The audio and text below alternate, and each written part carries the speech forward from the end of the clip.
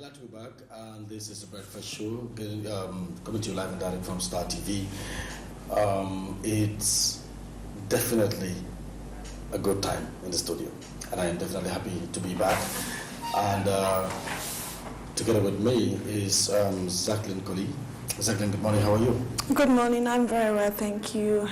It has been a wonderful weekend here at Star TV and of course across the country.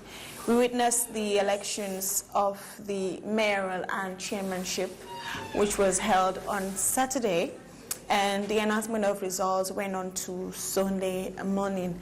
And yes, we're good to be back. We're going to be discussing, basically today the discussions are going to be based on the previous elections, the results, the margins. We're going to also look at 2021 presidential elections down to the parliamentary elections and down to the councillorship elections, because we need to take a look at the numbers, how these political parties have been doing in the past previous elections.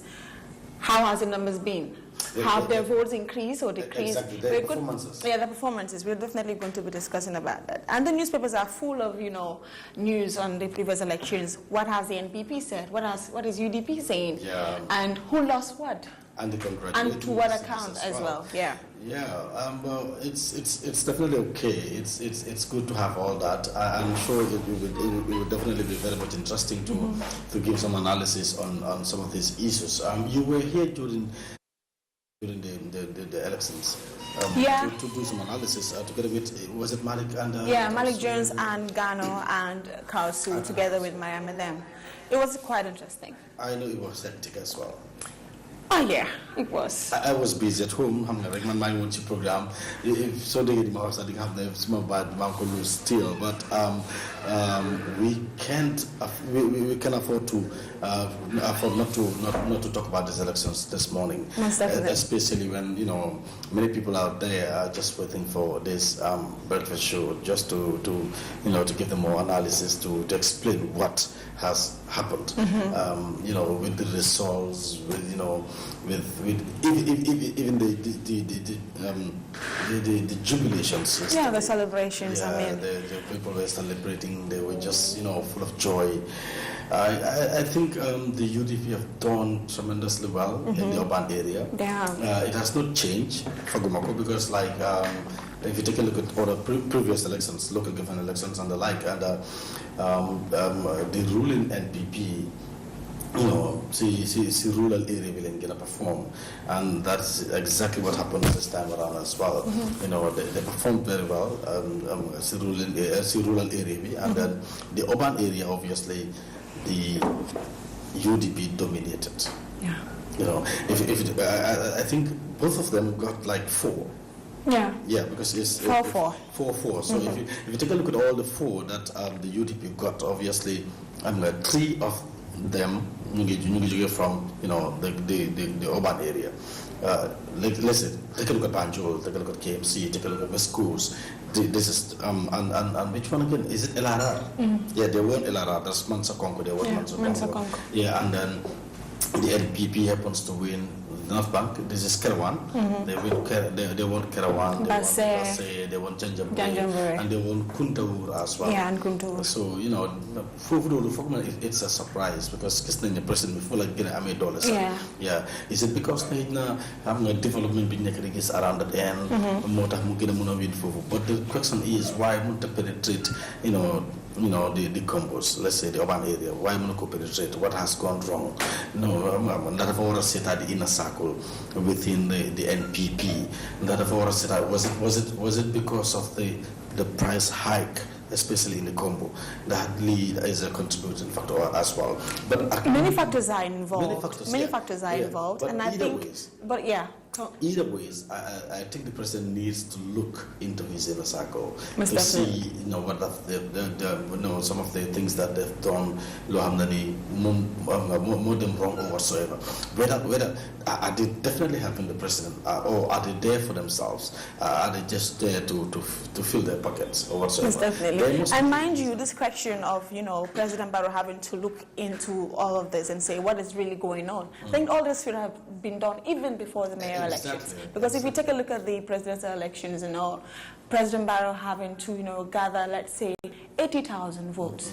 And then it dropped down drastically during the parliamentary elections and in the councillorship elections as well. I think they should have done their homework even before the mayor elections to, find out what is really happening.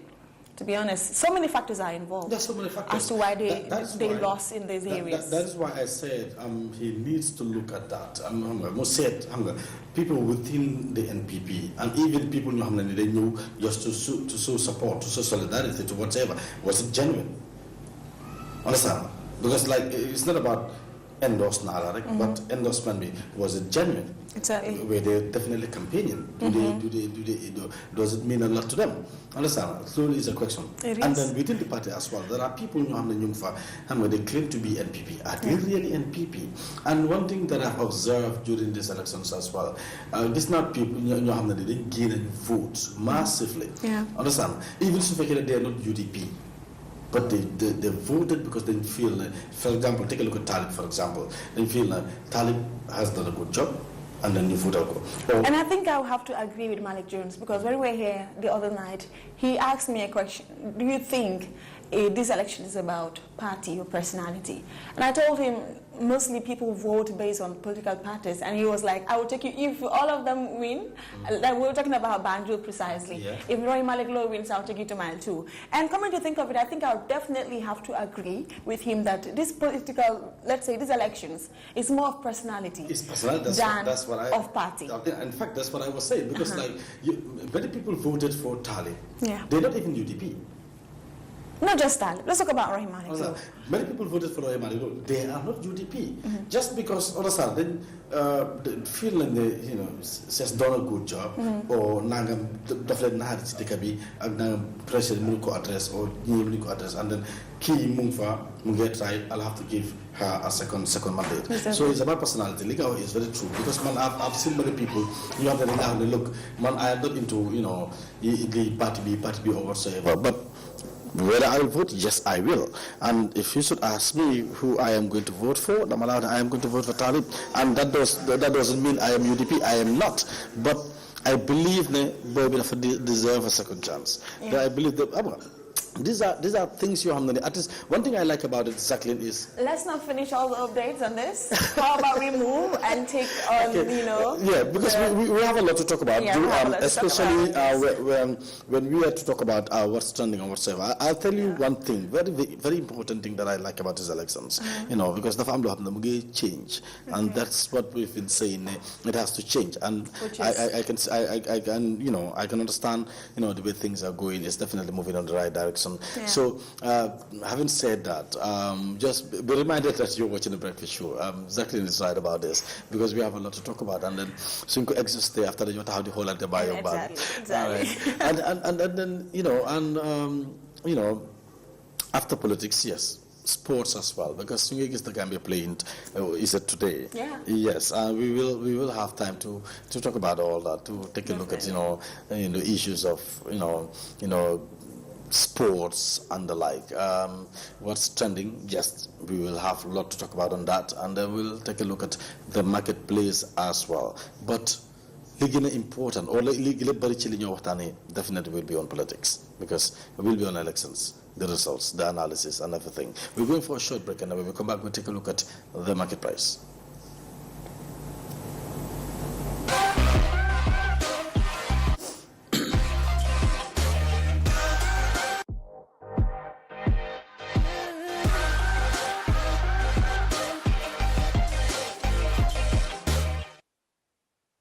jërëjëf mbokk yi ñu ngi leen di gërëm bu baax a baax ñu am mbégte daal si waat ak yéen ci programme bi ñu duppee mooy di breakfast show ñu ci jaajëfal ñëpp di masawu it ñi dëkkee ci biir réew mi ndax tar na lool métti woon na lool surtout ci weer yu ñu toll wala sax si weekend bi ñu passé parce que gis nañ ne Gambie ñu ngi nekkoon ci lu métti métti mooy tànn kan moo ñuy utu ci council si wala si municipalité si la ci biir réew mi mu doon élection boo xam ne coow li bari na woon lool waaye sant yàlla bi lépp jàll na ci jàmm kenn amu ci xaar ma yàlla ci li ma foog wala sax li ma jot a bàyyi xel ñuy wax rek ne ak lim ci munti doon it nit ñi day xër rek ci li ñoo def réer yoo leen yóbbuwaale waaye comme que jàll na ci jaama te sànni nañ carte ci jaama ñi win nañ ci jaama ñi nga xam ne ñàkk nañ sax génn nañ di leen congratulate muy ndam loo xam ne ñëpp a ko bokk incha allahu rabbi ñuy ñaan yàlla defal ñu ko yàlla def jàmm ci biir réew mi yàlla gaay ni ko gaay di waxee tàppe xol yeeg ak ni mel ci biir réew mi la muy di mayoral and chairmanship elections waaye lépp dina leer dinañ ko waxtaanee indi ci ay leeral def ci ay gestu ndax Jacqueline ci bés bi ci boppam mu ngi toogoon ci studio bi fii moom ñoom Malick Jones ñoom Kawsu ak ñeneen ak ci ñeneen di waxtaan di indi ay leeral di def njàngat ci li nga xam ne moom moo nekkoon results yi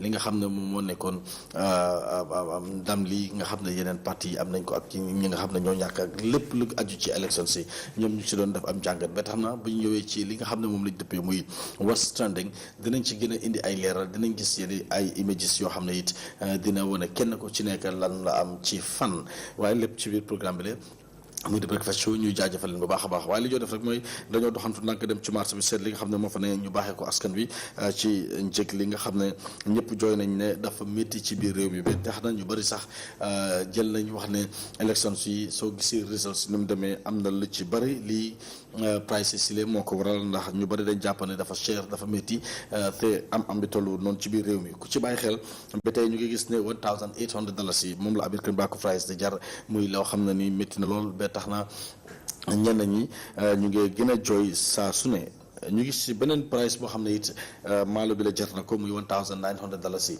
loolu waral nag léegi-léegi ñuy ñaax nit ñi di soññ nit ñi di wax rek ne nañ bàyyi xel bu baax a baax ci lii nga xam ne moom la ñoo jaayee njëkk li lee buñ ko di yokk ba mu nga xam ne dina jékki dayo lool naam doo jënd dara sax jaayee ci ni nga ko jëndee waaye faaw nga am ci profit waaye profit yi nga xam ne moo cee dem war nañoo mën a gëstuwaat lan la su ko defee ñu jàppalante ak askan bi parce que mbir mi dafa cher trop ci $1,800 yi ñeneen yi di ko jaayee $1,900 saako sadam mu ngi toll ci $2,300 saako su ko $2,500 si la ñu jot a bàyyi xel $2,450 gis nañ ko ci $1,150 moom la saako li ñoom di jar bi bàyyi ko bitim réew $900 bi nga xam ne moom la ñu béyee ci biir réew mi 20 litre gallon bi diwlin mu toll ci $1,900 10 litre bi toll ci $1,100 ñu gis ko ci $1,000 ci benn béréb waaye ñuy wax rek ne 5 litres bu ngi toll ci $600 ak $700 mu mel ni $100 bi dox seen diggante mooy bi nga xam ne moo toll ci 600 mooy buy nelaw bu dul nelaw toll ci $700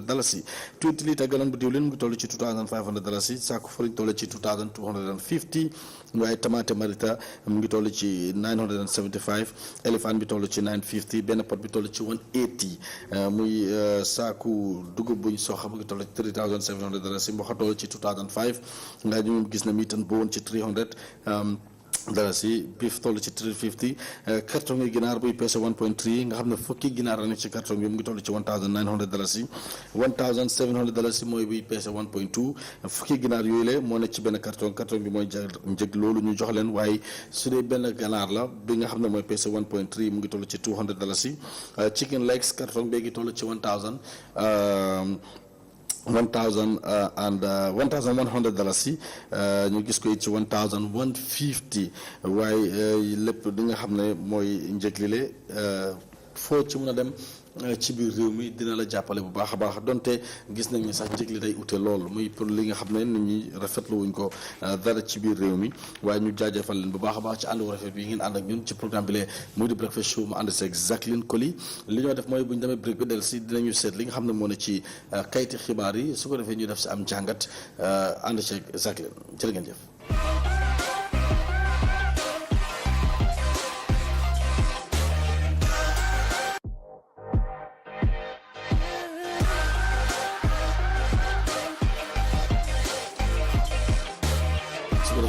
Once again, the program below the breakfast show. We're going to take a look at the newspapers again. Yeah, and today we have the Point, the Standard, and the Voice newspaper. Particularly very interesting headlines as results to the elections that were completed on Saturday. Now, the main headline, or the top story on the Standard newspaper, is UDP mayor still president to end hostilities, and Mayor Lowe says she would not seek a third term. NPP UDP split cancels. Sapra says vindicated. NPP shifted amidst price hike is a factor for election setbacks. And a jailed Nigerian madam mistakenly released and rearrested in Farato brothel. NPP Bakau spokesman explains why he endorsed Bensouda, and Somalia tells Barrow who to blame for NPP's losses. Germany opens embassy in the Gambia. On the Point newspaper, LG elections, urban voters reject NPP. Barrow congratulates winners, urges focus on national development, and UDP celebrates success in LG elections. Observers say women form majority voters. I'm not surprised. CSO coalition calls for amendment of electoral laws. VP Jalo Tangara congratulates Cuba on 44th anniversary of bilateral relationships. And Senegambia commuters worry over construction work. On the Voice newspaper, we've seen mayoral and chairperson elections. UDP, NPP bracket in seats as IEC confirms official results. Director of Council says audit process is always consultative. Reports reveal allegations of voter inducement by NPP supporters. And 36% of GP observers witnessed active participation of public service servants in the campaign. Mostly, all these newspapers have very, very similar stories, so we will not be looking at all the stories on these newspapers. But first of all, let's begin with the Standard newspaper. What are the UDP mayors telling President Barrow to do, which is to end hostilities? The Banjul, Kanifing, West Coast, and Lower River region mayors and chairmen who have emerged victorious in the weekend's elections have urged President Adama Barrow and their councils, to end all hostilities directed at them and their councils and work for the interests of the people and the country. Re-elected Banjul Mayor Rahimani Lowe stated, "I want to assure the President that I am prepared to work with him in the interest of Banjul. We expect him to open his doors for us to work together. We should put all our political differences aside and work together. In fact, I will personally go to the State House and discuss with him to put aside all these unnecessary hostilities behind us and work as a family. We need each other today more than we ever did. We are not going to develop as a country if one council succeeds and the government fails." Bensouda said, he said, "I want to advise the President to try and unite the country and see the councils led by the opposition as partners in development. We may have different ideas as far as our political ideologies are concerned, but when it comes to national development, we are all trying to build our country. So as the leader, we urge him to stop the attacks and the divisiveness and make it a mandate to unite this country and help us in one direction." He said, "My victory is a validation of my first term. We have a vibrant and energetic party that gives us all the support, but if you are elected and fail to deliver, you may even lose your party's support. So this second mandate is a validation of my work at KMC, but I'm also aware of the fact that there are many people who didn't vote for us, and I want to assure them that I will be a leader for every resident of KM, he said. When it comes to Dabo, that is Yankuba Dabo, who is the newly elected candidate for the Brigama Area Council, he said, "We obviously want to work with the government. There is nothing like representing our personal or party interests. We represent the interests of the people of the West Coast, and they are the same people that the government is serving. So I see no reason why the government shouldn't work with us in the interest of these people. The people of West Coast have made their decision to entrust us to achieve their development goals and to be able to do what we should work with government they have elected to represent us. We will do everything possible to ensure that we unite the region because we want peaceful and successful conduct of the elections." He said to the losers, "Better luck next time.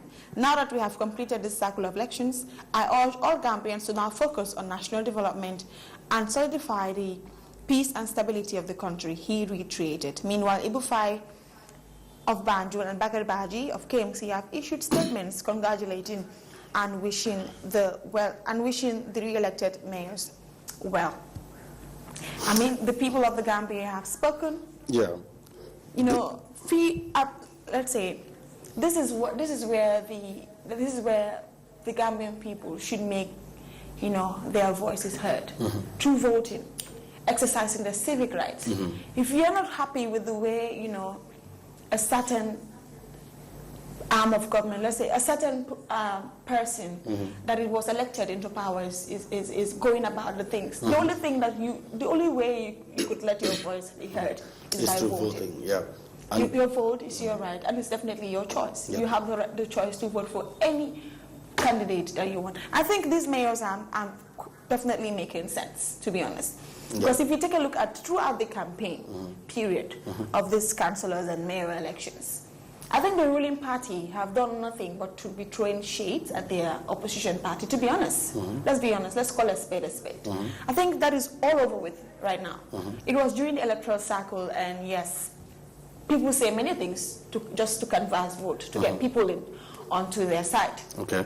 But now that all of this is over with, I think it's just right that these leaders come out to address their supporters, especially themselves, to know that political cycle be like jehna. Then you want to borrow new league. When it comes to political ideologies, like Bensouda rightfully said, they have different ideas. Yep. But when it comes to development, they should be, they should work together to develop this country, because council will be like more want to develop. If the government is developing, all other areas under them develops. Yep.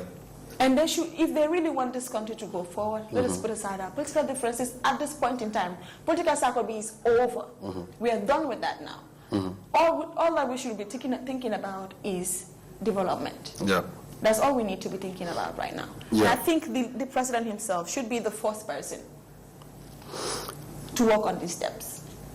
Exactly. That is why I was definitely happy when I saw this thing in the morning where they talk about the issue of hostilities, and I think we will all agree to the cessation of hostility to try to end that as soon as possible, because and I believe the president will definitely come out to agree to this, because he have, if you take a look at his congratulatory message when the election was over, then lul daf la wonne pare nako. But the thing is, like, ndax dina am, but lim wone nako si statement bi la min wax nako si bi statement bi understand mu la wone there should be a cessation of hostility. We should end this thing. Because we just put our differences aside, because my is friend where is it again? I've seen okay. Yeah. I urge Gambians to now focus on national development and solidify the peace and stability of this country. Understand? That alone tells you we should end it. Hostility. Our differences, yes, we will have differences. So, like Bensouda said, we might have different ideas, but all what we want is to develop this country. So we have the same ideas. We have everything the same. There won't be no opposition. Then at the end of the day, the family be a single party system in the Gambia, because what you want to do is what the president is doing. Then obviously needed premium opposition. But the reason why you have opposition is because so this then you want to understand politics. The Gambian people have decided, and life goes on. Then you rally behind this, leaders and work. Not let them, work hand in glove with the government of the day. So developments, and then the issue of ending hostility and a reality. But so they go work just like that, and then definitely a problem. But it's to start with the president. It's to start with him, because he is the president. He should be the one to unite this country. To call everybody on board, to say, look, it was election time. Now elections is over. The people have decided. You people, you were elected. This is what we need to do. Let's put our differences aside and work as Gambians, as a country, to develop this nation, because that is definitely important. Yeah. And moving on, Rahim Malik Lowe says he will not be seeking a third term she will not be seeking a re-election in the next elections to come. The newly re-elected mayor of Banjul, Rohim Malik Low, has confirmed to the Standard yesterday that her new term will be her last in office as mayor. She defeated MPPs in the fight to ensure her second term in office is a hotly contested poll on Saturday. Commenting on her political future for the first time, Mayor Rohim Malik Low says, "This is my last mandate as mayor of Banjul.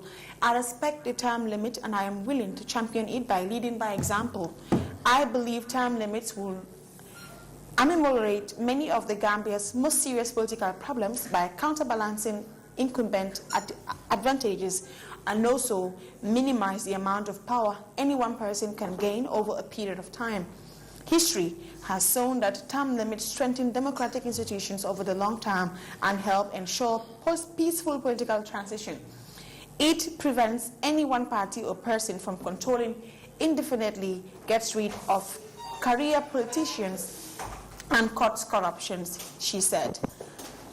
I mean, this is very, very, it's a good move from Rohim Malik Low.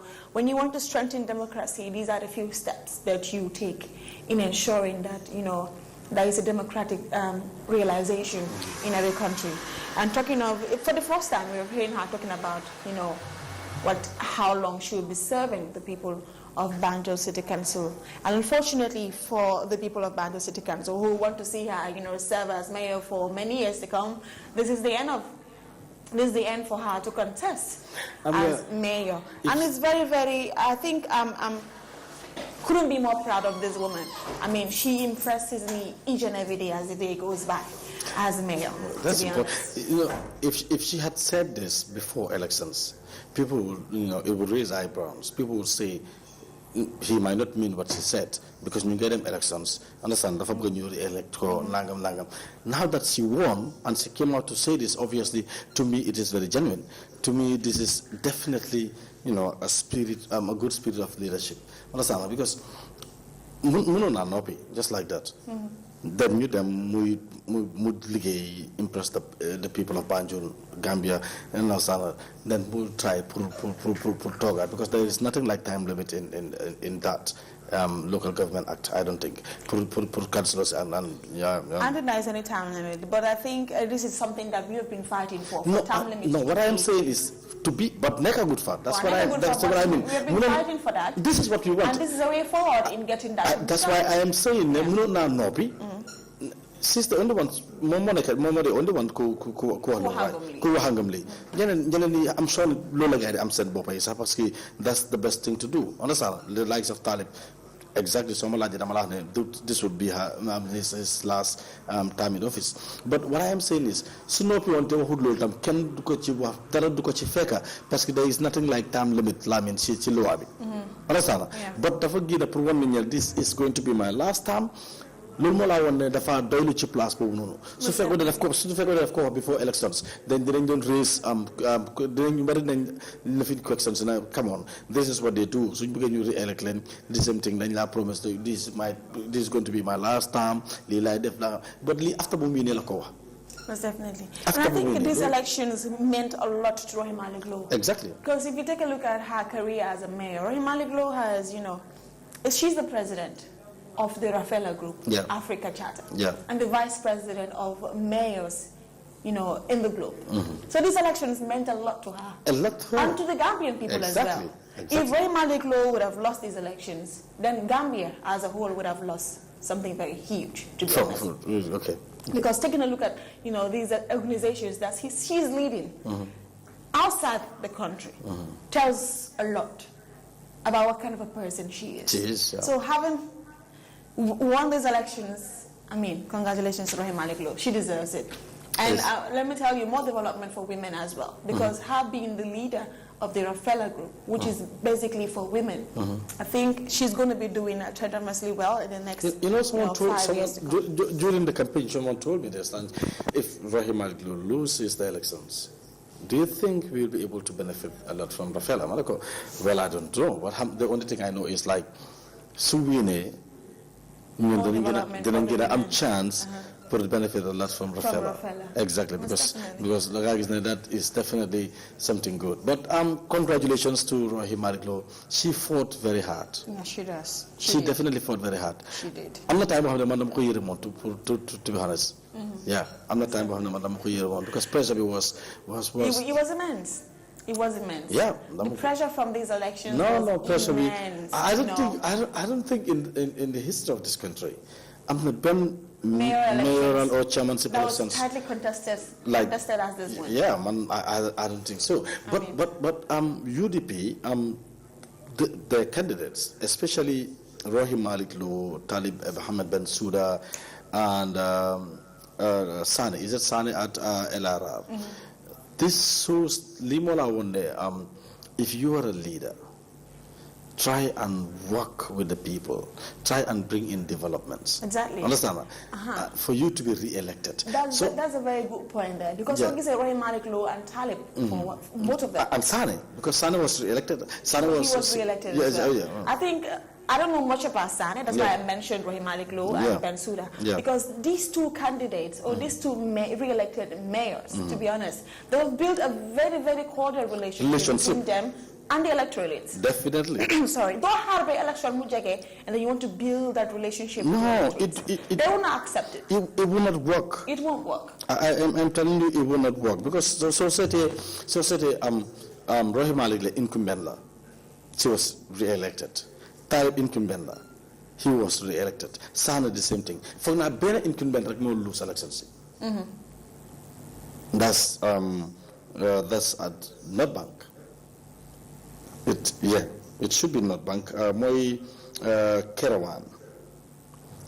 Yeah, for now Kuku like no lose elections. But incumbents you can give the new elections. That is why it is important to work with the people. Yes, definitely. They need to trust you.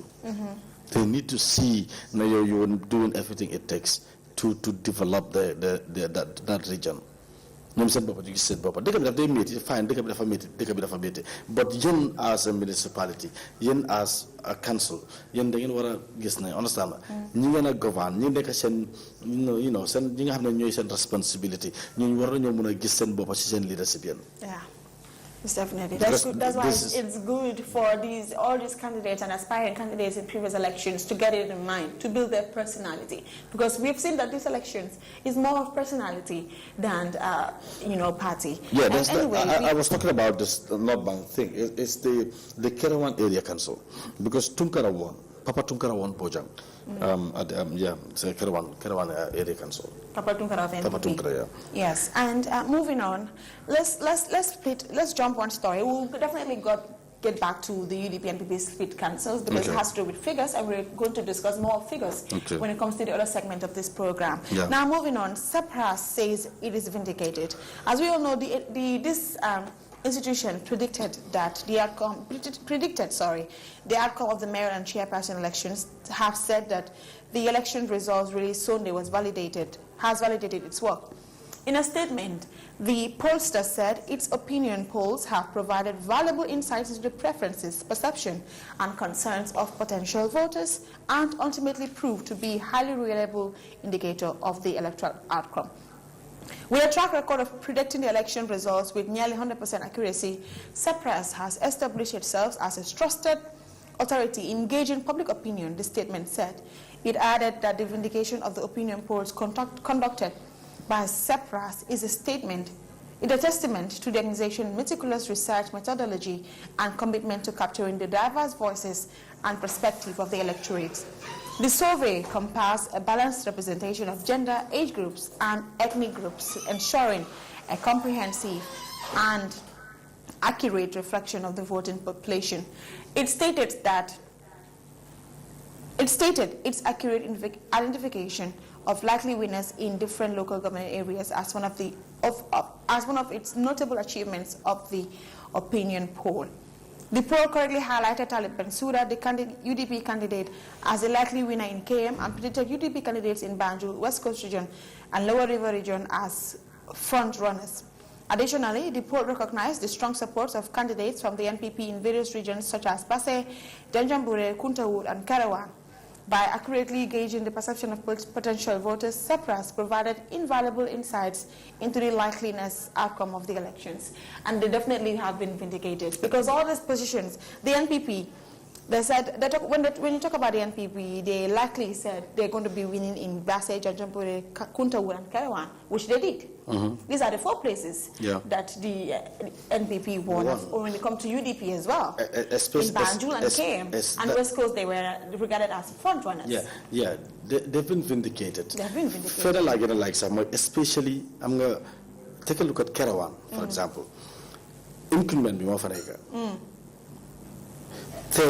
survey be one of the NPP that you win for phone. So which was very, they looked at that very carefully, because despite the incumbent, but Kisnek's support we wouldn't get from the NPP, from Papa Tukara, the support he had. Understanding the key Munako win, and that's what definitely happens. That is what happens. If you're a leader, you lead by example. If you're a leader, you have to make sure people believe in you, they trust you, they love you. And then in the development, to see definitely you deserve a second term. If not, then chobi dafa bari. And then si chobi bari dafa easy torop program muna def sa survey to understand whether ki dafa done or not. Most definitely. And let's take a look at this story. We'll take a look at 2 more stories on the Standard, and then maybe 2 on the other newspapers, and then we wrap up the newspaper review. The NPP chieftain admits price hike is a factor for election setbacks. A spokesperson, we are still on the Standard, please. A spokesperson for the governing NPP has admitted that the price hike in prices of food commodities and the recent increment of electricity bills might have been responsible for the party's dismissal performance in the local government elections. And reacting to Saturday's mayor and chairperson elections results, which saw the NPP and UDP sharing an equal number of seats, across the country, NPP Communications Secretary and an advisor to the President, Suleiman Kamara, said, "We thank our supporters who came out to vote for our candidates in the past local government elections. We have heard you loud and clear. One of the issues that stands out during the campaign is the increase in the commodity price, energy and water." He said post-COVID and the Russia-Ukraine war were quite problematic for all governments, including the Gambia. For COVID, the disruption of supply chains was the main reason for the increase of some commodity prices. As the world's largest supplier of gas and crude oil, Russia's war with Ukraine has a severe effect on the whole world in terms of energy prices. All the above factors contribute to the voter apathy, which impacted our performance and expectations, as the poll, he said. He said the NPP is the ruling and still the largest party in the country. We went into this election with 1 incumbent, and we were able to uproot 3 sitting chairmen from their seats. We have the largest majority in the National Assembly, and we also have the largest number of councillors. So we are in charge of the grassroots. Our adversaries, the UDP, are saying that we only won in the provinces. This is preposterous, as a provincial vote is quite important to our dear party. We will go back to the drawing board and galvanize, he said. Kamara said the UDP is celebrating a success in the protest vote, and these voters will disappear in thin air from their support base. The voters have sent us a wake-up call, and they are not necessarily supporting the UDP, because the UDP is a very divided party and they have no concrete policy agenda for this country. I'm happy for one thing. They're admitting that price hike was a major setback for them, and I totally agree. Let's take a look at NAWEC, for instance. Let's begin there. Let's start there. NAWEC. That came at a very bad time. It came at a very bad time. If I was President Barrow, I would have never allowed NAWEC to increase the tariffs at this very crucial time. Very bad time. It was a very, very bad time, this increment that was coming from NAWEC. And the price hike of commodity prices has been a problem since, let's say 2020 till date. It has been a major problem. And you expect people to sit back and say nothing? No. They won't. They definitely will not. And him saying, let's say, they uprooted like 3 of the sitting councillors and all, that's nothing. And I'm very surprised. I'm not surprised that they're coming, you know, with No. With points of COVID and you also give them applause. It's something, because this is a new party. This is the first time they're contesting for those seats, and they're able to get it. So Fuflama away. At least it's applause to them, because at least I'm not the chairmen that were there were not NPP, and now they are NPP. Have an understanding what I mean? Yeah, because they belong to other parties, but now NPP are in control. NPP now they've got NPP chairman in those areas. That is applause to them. Yeah, and him also saying that UDP is celebrating in protest of their voters, that these voters will disappear into thin air from their support base. Is he talking from experience? Because a lot of their supporters Can you say that again? He said UDP is celebrating a success in the protest vote, and these voters will disappear in thin air. There are so many protest votes because a lot of people voted because they were protesting against, you know, all of these things we mentioned. Yeah. The price hike. The price hike. And of course, the NAWEC, you know, new tariff and all. Yeah. And is he talking from experience? Because if you take a look at the presidential elections, down to the parliamentary elections, and down to the councillorship elections, most of their voters disappeared in thin air. I'm talking about the NPP. The NPP, yeah. We'll definitely take a look at those figures later. Yeah. What really happened? That's what they should ask themselves. What is really happening? And yes, they should definitely go and galvanize. They should go back to their drawing board and galvanize, because if not, in the next elections, I'm not seeing NPP surviving. I don't see the survival of NPP. That might not happen to the UDP. Because if you take a look at the margin, it's the same people that have been voting for the UDP. Yeah. Their voters don't vote. I am coming to that. You see, let's reflect our mind to the days of Jammeh. Isn't that the likes of the supporters of APRC then, Ning Melon, no land like the said UDP, like loyal, I mean. Those days, they were dying for Jammeh. They loved the APRC. They would do everything it takes just to support the APRC. The same thing, Monica UDP. UDP, they've got loyal supporters. You don't need to give them money. You don't need to give them nothing. They just love the party.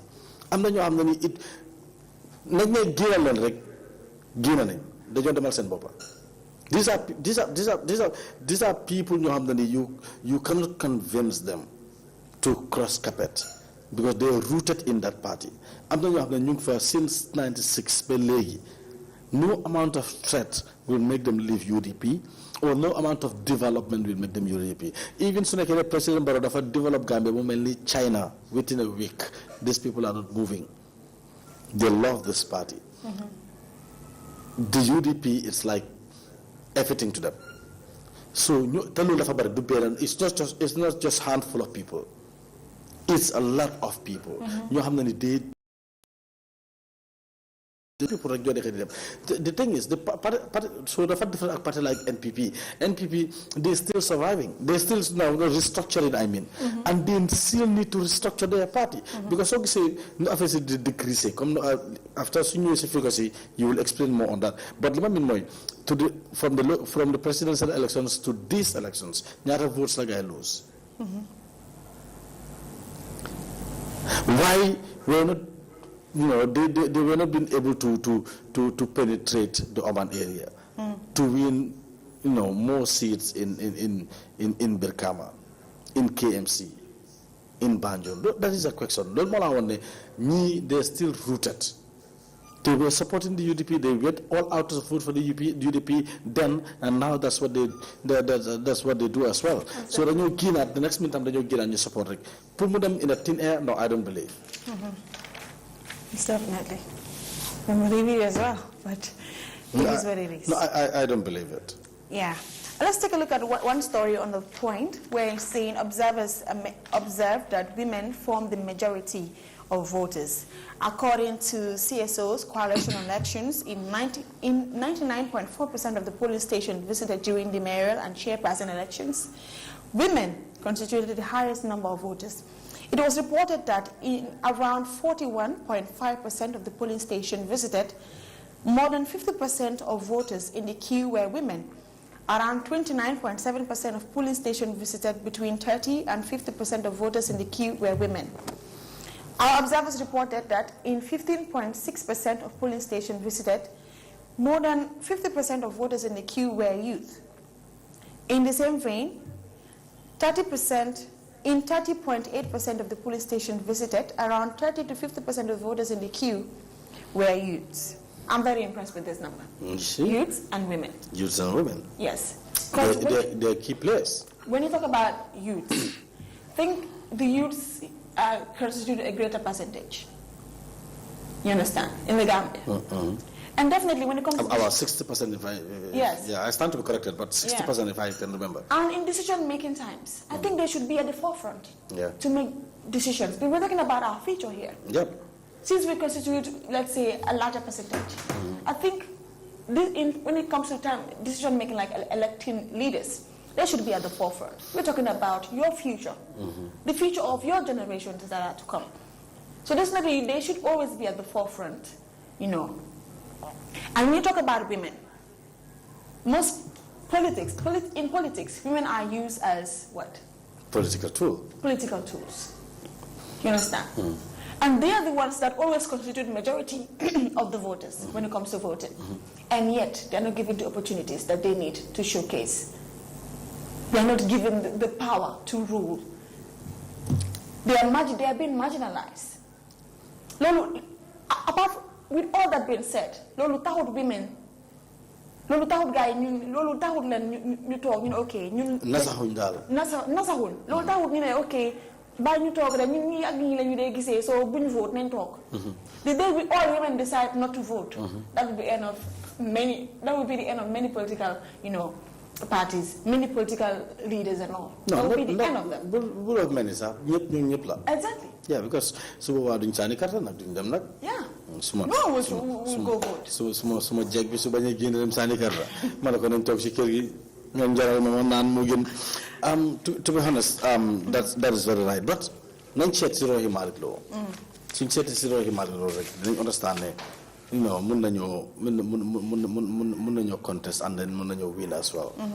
Comme li ma la wax rek imagine rohi Malik Lo ni ma ko yérimee ci élection bi yérimee ma ko sax ci force 2018.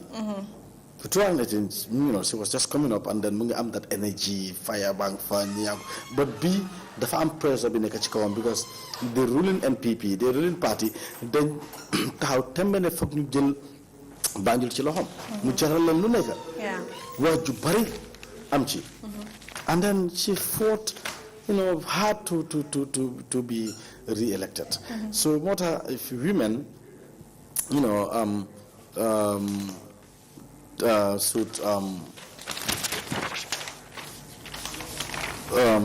women definitely need to... If they protest? Yeah. Sorry, you want to protest about what? Protest and not vote because of how I don't want to say that. No, that's not what I wanted to say, sir. If they want to go out in the street and protest. She fought tooth and nail to see that, you know, I am going back to BCC because with the work that I have done, I am very much sure that the people of Banjul are going to re-elect me. They are going to vote me in again. Understand? So women should definitely take that as an example to see that, come on, we only need to push a little bit harder to be there. The far difficult. But soon talking and now that you were empower. Yeah, we are empowering women, but women should be out there to show that they can do it as well. Understand? To fight with men and win positions. And have this mantle of leadership in them to control things. Because so far, imagine ambur Banjul, ambur KMC, ambur West Coast. Why not Lulu? You go there again. I'm telling you. But anyways, Banjul Jigen, KMC Jigen, West Coast Jigen, go in Chona. I'm going to say, okay. So anyway, but definitely to be honest, you know, she did a good job. Yeah, we want to congratulate her and all winners as well. Yeah. You know, it was done in peace, and we expect that to continue. Most definitely. Understand? Yeah. So there will be, a cessation of hostility. Didn't end all that. Then we'll definitely work together as one people. Yeah. Well, if you're just watching us, this is the Breakfast Show, and we're going for a short break, and then when we come back, we'll take a look at what's trending on social media.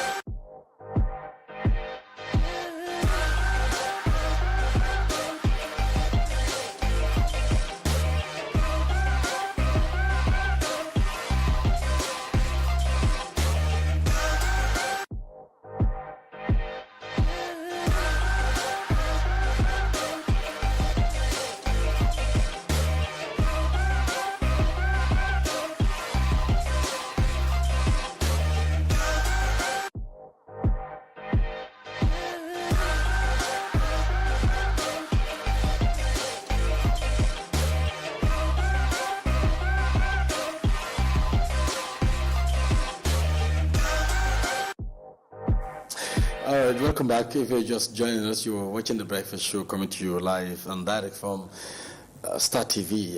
It's time to take a look at what's trending on the social media. Jacqueline, to begin with, are we going to look at...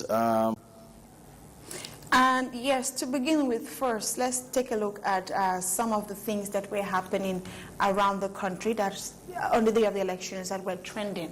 Because usually it is advised that once you vote, you shouldn't be loitering around the police stations. You should definitely go back to your home, right to, and wait for the the Independent Electoral Commission to announce the results. But in Banjul, we have seen a different scenario this time around. For the first time, I don't know, for the first time in a long while that I've witnessed. Yeah, in Banjul, in Dipakunda, London Corner. Exactly. And you know those words. You know better than I do. And Birkama as well. Yes, yeah. and Birkama as well. Yeah. We've seen, a clash between, opposition parties, that is the UDP and the NPP. Yeah. Loli avoid going through the electoral laws. Laws, exactly. To not be loitering around polling stations. After you vote, cast your votes, just go back home. I mean, this was so uncalled for. Definitely. It was very unnecessary. It was really sucking that morning when I had this. Most definitely. And I've so many people were wounded. If you go back to TikTok, on DJ Nix's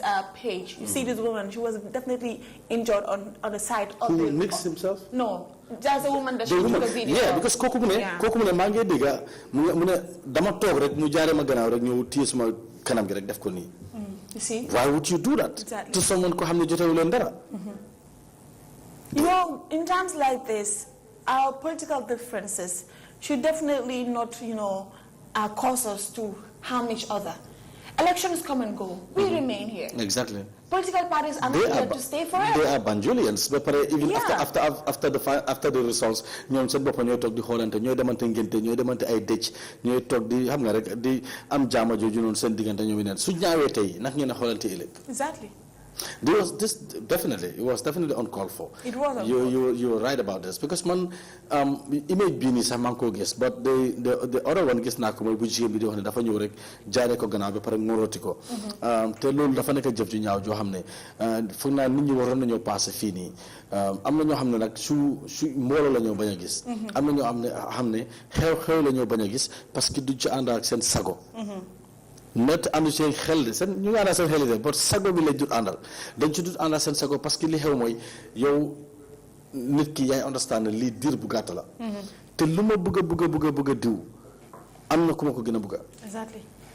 diw bi ma bëgg a sax moom ndax man li maa def moom su ko yëgoon dina kontaan ci man parce que su nekkee ki nga saanal kat niti jaama la kooku njiit la boo xam ne nii dafaa ñëw pour unite waa Banjul kon yow mi ànd ak kooku war koo fal war loo mën a def loo xam ne nii kooku su ko gisoon du ko neex comme di gars yi di wax si sëriñ rek mooy fexeel ba def foo xam ne su la fa sëriñ gisee du ko neex du am yaakaar ci yow soo ko defee rek moom dina kontaan ci yow yow fu mu nekk nii am na loo xam ne ni jomba nga nit gis la fa parce que laissez sa faada or sa priest or whatever su la fa gisee dina la tuutil parce que kooku mooy sa kilifa su nekkee ne da nga ko doyloo di dem si coojam doo def lu mel noonu parce que doo nangu mu gis la si façon yooyu noonu the same thing lii nga def nii tey nga bëgg a saali Rohey Malick Lowe oo nga bëgg a saali Eva Faye laajal sa bopp ndax li ma bëgg a def sax su ko maa Rohey Malick Lowe gisoon dina kontaan ndax su ko Eva Faye gisoon dina kontaan lii dafa ñaaw trop ci place bu mel ni Banjul muy am te gis nañ ko elsewhere tamit xëy na am na yoo xam ne du classe woon but gis nañ fa things yoo xam ne dafa wrong gis nañ people wearing party colours people were driving their cars with posters of a political party passing through polling stations going there loolu provocation la definitely provocation la and yes and let's go to Kerfatu whereas the leader of the United Democratic Party Usainu Dabo has told President Barrow to resign after this heavy loss. Lawyer Usainu Dabo, the Secretary General and party leader of the United Democratic Party, has told President Adama Barrow to resign after his party's heavy loss on the recent local government elections. This is a vote of no confidence in Adama Barrow. In popular votes, people have shown that they don't want Adama Barrow's government. If he is someone who understands issues and understands the meaning of these words, he should resign by tomorrow. And I am calling on you to resign. Tell Adama Barrow to resign because we have lost our confidence in his government, the UDP leader said during his party's victory celebration in Kotu on Sunday. He's calling on President Adama Barrow to resign after in what he described as a heavy loss during these local government elections. And let's do this. In order for him to justify what he's saying, Lipsy, let's take a look at these points here. Let me go back to this. In the councillorship elections, let's begin with Banjul. In Banjul, NPP won 7 seats. And the UDP, they had won just 2 seats. in Banjul. And you come to the Basse Area Council. NPP won 12 of the seats. UDP had 1 and Doi had 1. You come back to the Brikama Area Council. UDP had 15 seats. NPP had 2, and the Independent had 7 seats. That's in the Brikama Area Council. Come down to, okay, according to these margins, the white are Independent, 2, the gray ones represent NPP, and the yellow represent UDP. And come back to Janjanbureh Area Council. NPP won everything. Back to Karawan, NPP won 11, and UDP won 4, and GDC had 1. In the Kanifing Municipal Council, almost all the seats were won by the UDP, 15 seats. 15 seats. And NPP had 3. Just 3, and APRC had 1. Kuntawur, I mean, it's NRP's base. NPP had 2, UDP had 2, GDC had 1, NRP had 4, and then the Independent had 1 seat. That's the No to Alliance. They were the ones that, constituted most of them. And you go back to the Mansa Konko Area Council, NPP had 6, UDP had 4, and GDC had 2 seats. Judging by this, and going back to the numbers, because numbers don't lie. Yeah. Numbers don't lie at all. Let's justify everything now. Coming back to the presidential elections, in Banjul, NPP had 18,220 votes. That is the presidential elections in 2021. Yep. In 2022, in the councillorship elections, NPP had 2,511 votes. And in the councillorship elections that was held last month, NPP had 6,116. For UDP, in the presidential elections in Banjul, they had 4,088 votes. In 2022, that is the parliamentary elections, they had 3,398 votes. And in the previous councillorship elections, they had 5,297 votes. When you take a look at the margin, Lipsy, you see the UDP, let's say they're stagnant. They're stagnant. It's like the same number of people that votes for them. But when it comes to the NPP, there is a slight, not even slight, it's huge. It's huge. There's a huge margin. It has dropped drastically. From 11,000 in 2021, in 2022 to 2,000. It has dropped drastically. It has dropped drastically. And it was from this moment they should have started asking themselves, what is really happening? What happens to the rest of these number of voters? That's a very big question come from them. And let's move to KMC, where let's say, KMC and Brikama and Mansokonko and Janjanbureh. This is where most of the votes come from. Yep. In KMC, NPP had 80,295 votes, while the UDP had 48,258 votes. In 2022, the parliamentary elections, NPP had 15,000, you see, from 80,000 to 15,000. Yep.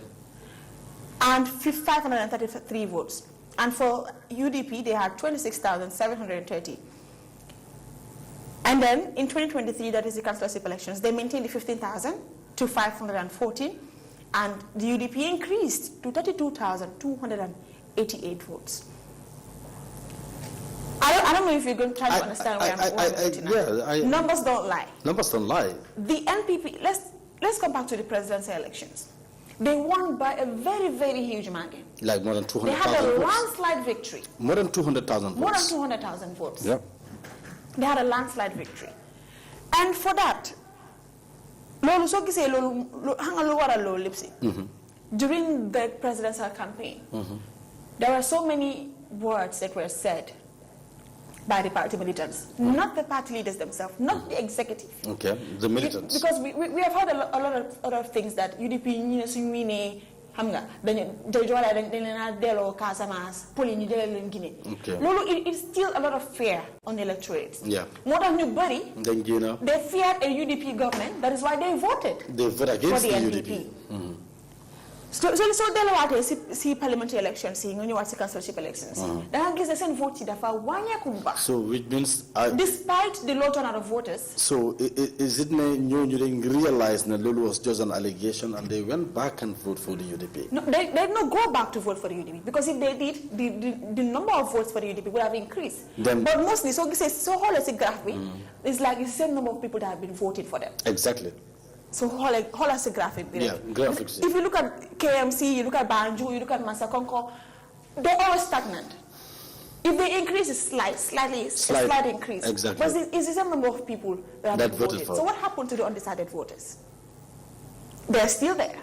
So it's very undecided as to which particular party they belong to. Does it mean that they lost confidence? Well, I wouldn't know. I would not be. I don't want to put myself in their shoes to answer that question. Well, all I want to like NPP has a lot of work to do before 2026 if they decide to put in President Barrow again as you know. Yeah, and then are we done with the figures to? Yeah, let's take a look at in Basse, for instance. NPP in the presidential elections had 75,378 votes. And in 2022, in the parliamentary elections, they had 32,968 votes. Wow. And in the councillorship elections, they had 29,254 votes. Meanwhile, the UDP had 9,902 votes. In 2022, they had 9,447 votes. And in 2023, that is the councillorship elections, they had 7,113 votes. Look at the graphics. UDP is still there. So they move slightly, and because the same people will vote. They've got loyal supporters. Exactly. Yes. The same people. The same people. So, no matter what development, and if you take a look at settled last election, councillorship election, UDP then winning among a single seat in Basse. NPP they everything. They swapped everything. But exactly. But the same people. They had one. I think they had one. No. In Basse? No, sorry. In Basse they had one. They had one. Sierra South or something. That's Janjamburi. NPP swapped everything in Janjamburi. Yeah. So, but if you take a look at the number of votes they had and the number of votes they have now, it's still the same people. Yeah. These are loyal supporters of the UDP. You don't need to give them millions for them to cross carpet. You don't have to give them nothing. Yeah. Because they are not moving. They are not moving at all. So they're there to stay. If you're done with this, I want us to go back to the statement of Dabo. Where he says that President Barrow should resign. Okay. Well, yeah. I might have a different view. I don't know what's your take on that. No problem. Go ahead. Yeah. Because I have a different view because of this defeat, like they call it, the President Barrow should resign. No. Why would he resign? He should fight for another day. Because listening UDP during Jammeh's time, the way they were marginalized, the way they were defeated, understand? Even on elections. You take a look at 2018. They were defeated by Barrow. More than 200,000 votes. Lo hamne fogu mané musta am sa time Jammeh. Ndaga fa tax parti bi yengatu or parti bi khadi. Ndaga fa tax Ousainou Darboe step down to push someone up there. No, but they fought for another day. And here is where they are. So the thing is, I don't think that Barrow did not dig up or why MPP didn't dig up. The only thing I have to say is they need to restructure the party. They need to look at the inner circle and work, understand, very well. Because Sugai Fogene, the party is growing, the party is going down. So they need to restructure. He need to look at these people that are responsible for certain regions and towns. For whether they're doing their job, what has gone wrong, they need to know. They need to restructure everything. It's not about resigning. He will not resign. He will not resign. But he will not resign. But Nagai work on, these things to build their party, for it to be stronger next time. Let them work on, price hike being your president. He needs to work on all these things. He needs to work on some of the difficulties that people are facing every day. Understand? Lol mo tamu nekar fi mu grow and then so mu amat confidence, mu gain out confidence. He have lost on from some of his supporters. But he is not going to resign. No. How do I understand what I mean? Yeah. I disagree. Resign. UDP and that doesn't mean that they resign or UDP send supporters then by party. No, come on, party no. TP 96 up to date. And then set still we gonna come send bopper. The gonna restructure our party.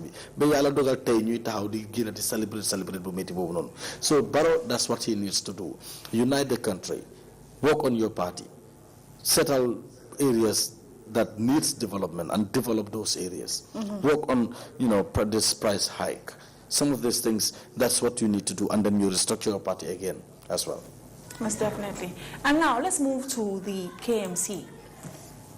Let's start with Banjo in the head-to-head. Ibu Fai contested this same seat in 2018 as an independent candidate. Yeah. And he was only able to constitute 17.4% of the total vote cast. Yep. While Rohey Malick Lowe had the majority with 26.3%. And this time around, I think, let's see the figures. Who got how many votes this time around? In Banjul, Rohey Malick Lowe had 8,299 votes. And Ibu Fai had 6,992 votes. You can see the margin is more or less about 2,000 something. 2,000 something. Yeah, of the votes. I think Ibu Fai did well. He did well. He did well compared to 20. But then he was an independent but candidate. Now he's backed by a political party. By a political party. So definitely the numbers were going to be a bit different. And moving on to KMC for Bakari Waibaji and Talib Ahmed Bensouda. Yes, Bakari Baji again, he also stood as an independent in the previous elections. Yes, and he constituted only 7.8%, about 5,000 votes or something. That's 5,000, yeah. Yes, and Talib Ahmed Bensouda had 43.6% of the votes by then in, That should be 29,000 plus. Yes, and in this time around in the elections, Talib was able to have 56,094 of the votes cast, and NPP's candidate Bakari Baji had 42,432. Now you see, there has been a weight lift between these two candidates. That is Ibu Fai, and Mbowe had 5,092 votes as well. There's been a lift on Bakari Baji and Ibu Fai because of the political party they now, stood for under the banner of the NPP. It has a lift on the number of voters that they have. But the margin, mind you, is a bit huge as well. I think the people of KM have made their voices heard, and the people of Banjul as well. They did very well in these elections, to be honest. And Basedu, could you please bring me the graphics of these elections in West Coast region? I don't have that figure on my laptop. Please help me with the figures of the Brikama Area Council this past election on Saturday, please. Do you have the results of the last elections in Brikama Area Council? No, I have that of the percentages. Yes, I think I should have it somewhere, and then you said still for Sonko, then Lanla Amon, and then Lanla Kini Tamit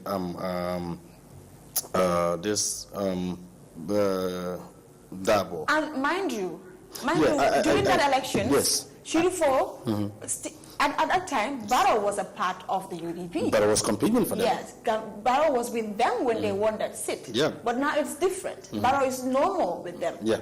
Okay. Now let's take a look. Let's take a look at the results then, because I have it here with me. Because Shirifo Sonko of the UDP then got 32,698 votes. And then Baksane of the APRC got 24,697 votes. Lamin Jammeh, independent, got 5,363 votes. So Fansu Sane of GDC got 4,764 votes. Now, if you take a look at between the NPP and UDP, okay, this time around, UDP got how many votes? Let's take a look at UDP got 77,000. Yes, 77,946. Yeah, CDC had 52,426, wherein Sane had 24,580. These are the highly contested. Exactly. You know, Amagita had about 5,000 votes or something. But this is the most important. These are the three top, highly contested candidates. At the Brikama Area Council, and Daba won with a very huge margin. Yeah, that's what I wanted to say here. Because if he had about 45.6%. 6% of the votes. Yes, and NPP had just 31.4% of the total vote cast. The UDP are not here to joke this time around. They are not joking. Because remember they were endorsed by the GDC, and in 2018 GDC got 4,760 votes in Brikama. So then I guess you endorse the NPP, the UDP, and then UDP 2018 what Siri Fosonko got was just 32,698. So plus the weight of the GDC, then obviously expect on Yankuba Dabo would have a very big margin. So faking it if I win, because that is a stronghold for the UDP. Brikama Area Council. It is. And I think yes, figures don't lie anyway. They need to work on this. The idea of President Barrow resigning because the COVID. You read out something here where someone was saying they win because of uprooting like 3 chairmans and then the like. If you go to their camp, you go to people that supports the president or within their midst, they would not agree because they now it's a plus to us because we were able to uproot 3 people. We install some of these our people in these regions. So it is a plus to them. They have not lost. But the ruling party, the incumbent, expect them even if you're going to lose some areas in the urban area, don't make it the whole thing. Okay, like Nganyaka Banjul, Nganyaka KMC, Nganyaka Brikama. Especially in Basse, because Danjo was very powerful in Basse. Exactly. Yeah, and he was uprooted as well. He was uprooted as well. So this is what I'm telling you. If you talk to them, they will not see the idea of President Barrow resigning because they now Lola just mere thugs. Yeah, and in the vehicle this morning too, I was listening to one woman, analyzing, and she was like, I mean, look at what they could look because then I guess the NPP fall and 4. Yeah. But mind you, the weight because for UDP and weight be more Dore. Wow. Because the most important place the NPP or President Barrow went all out to campaign for to make sure that they win. They lost. That is KMC.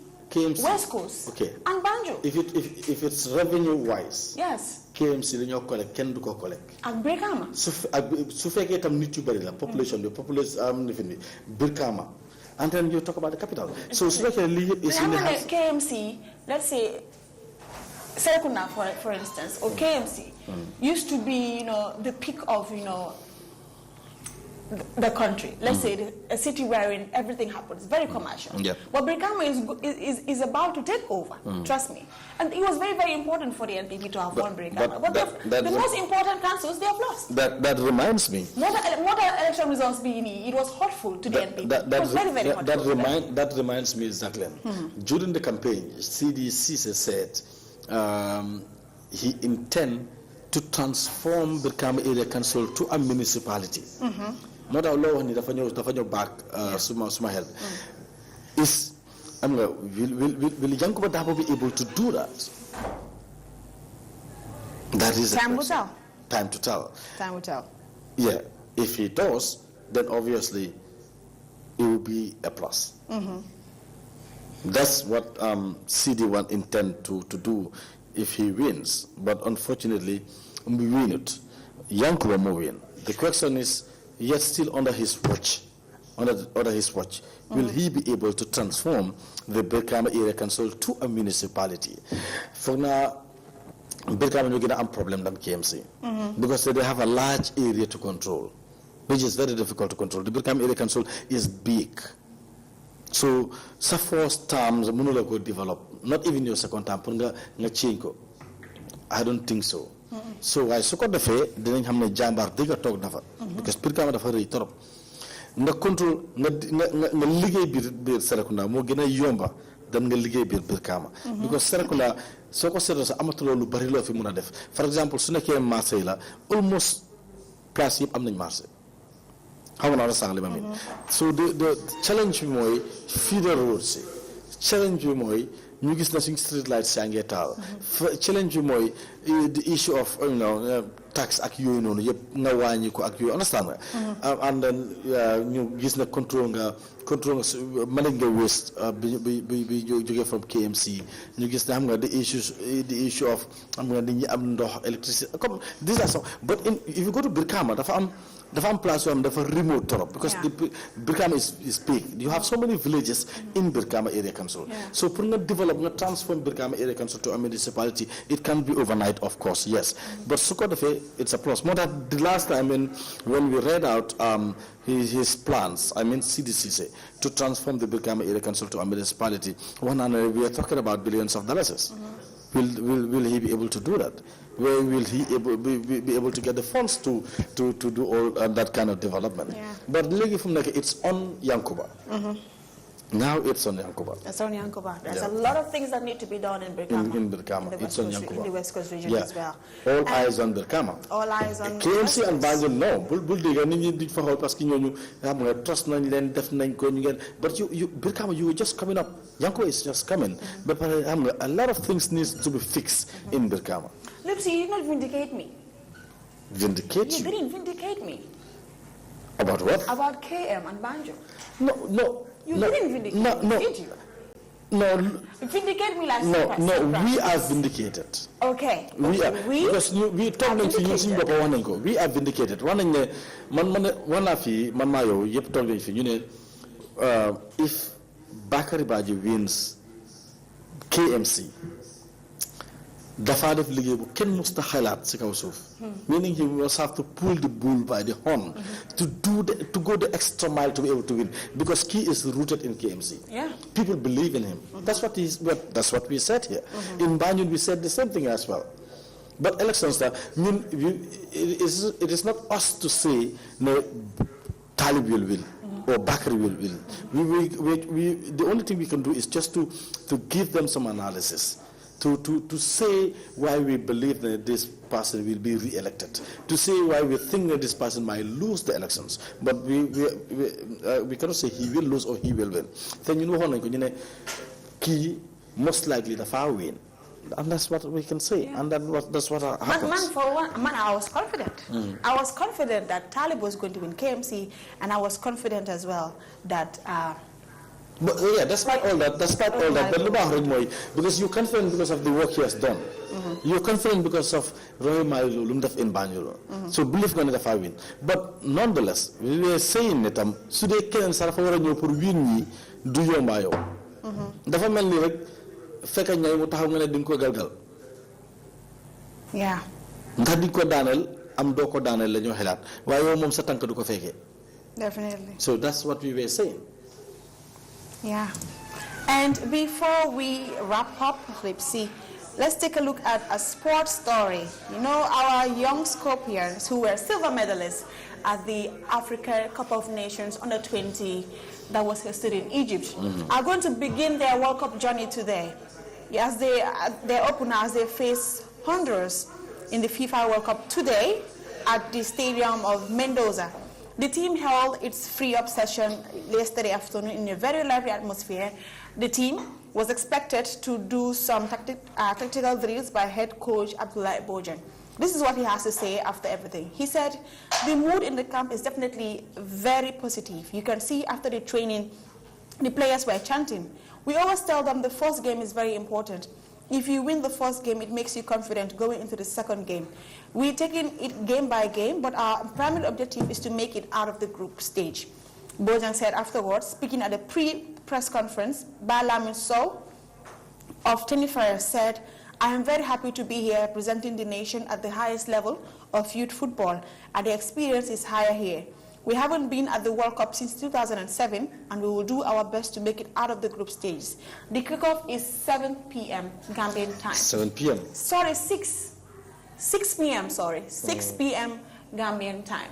All the best to the boys, and it's going to be very, very, very, historic if you're going to make it out of the group stage. To be honest, wow, it's not an easy group because we have France there, we have Honduras, and we have I've forgotten the other team that's on the group. I'm looking at the stadium where they're playing. They were going to play this match today because the field size, like I said, which is 105 by 70, and then capacity is 62,000 spectators. Like I expect the stadium. This is definitely not a small stadium.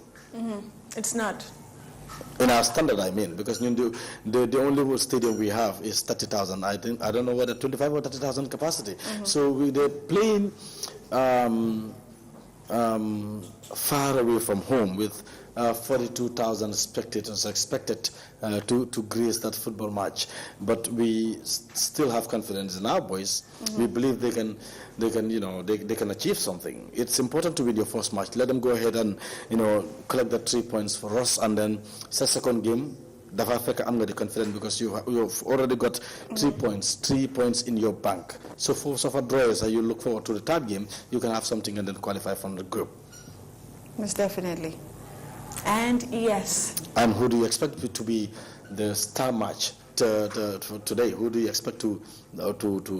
We have our Gambian Hurricane there, but mind you, this is a world stage. It's a world stage. And each and every one of these kids is going to do everything possible to ensure that they put their name out there. Of course, they should. You saw in the Afghans, Adam Abojang, and other people, Adam Abojang, for instance, because mom la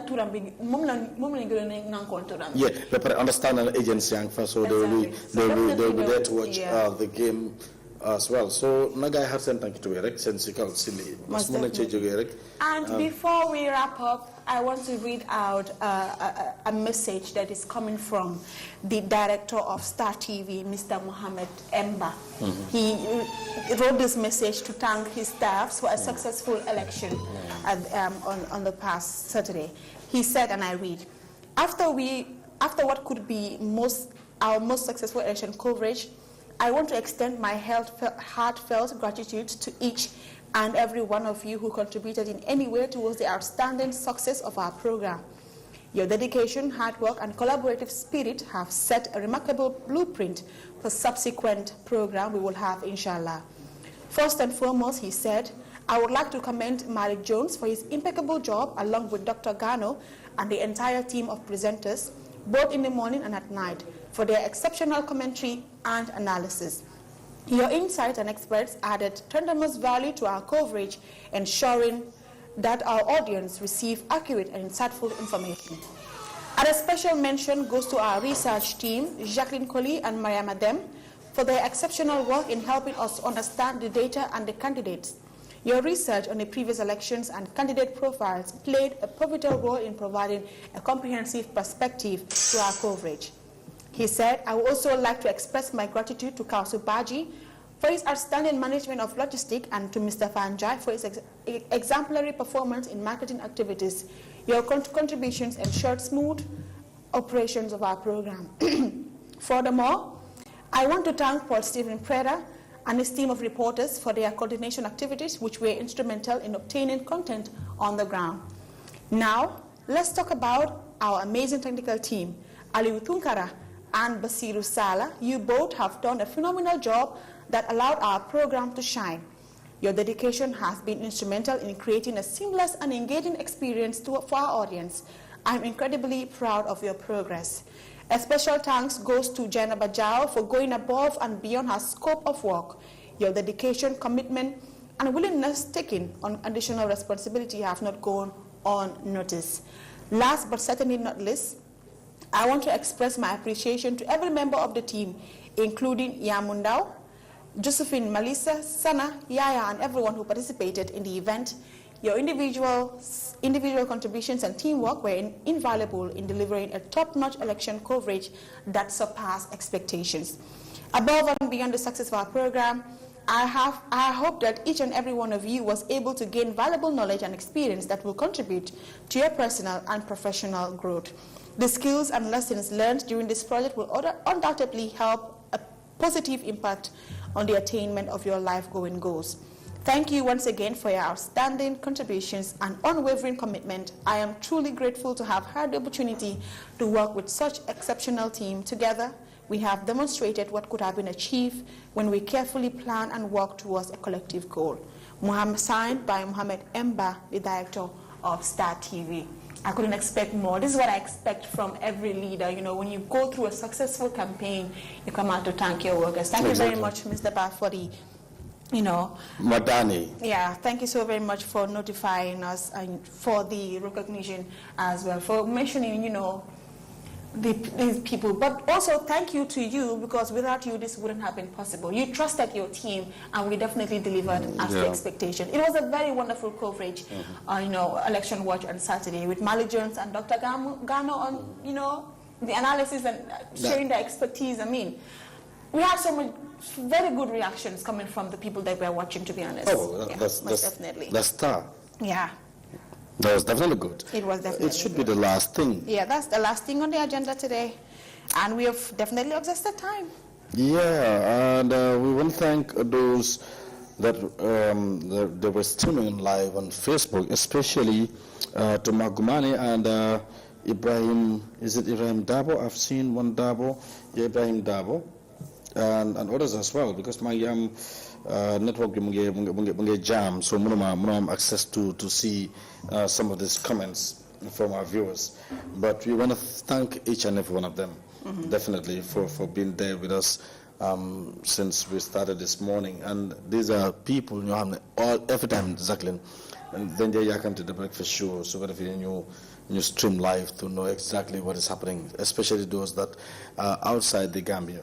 So they rely so much on this breakfast show to have first-hand information about certain issues in this country. And so it's definitely a good feeling knowing we're definitely good doing justice and then giving them information that they definitely need. We want to thank everybody. We want to thank the technical team, for that good job as well. Because to be honest, they've been trying a lot, and I know it's not easy. Then by so many things, they had sleepless nights. I'm telling you, because Hamne is election night, and then you going out there to do a coverage or nangam munala nyaka nelewlo, parce que they hamne dafa require so much effort and time to be able to catch up with whatever responsibility that was given to you.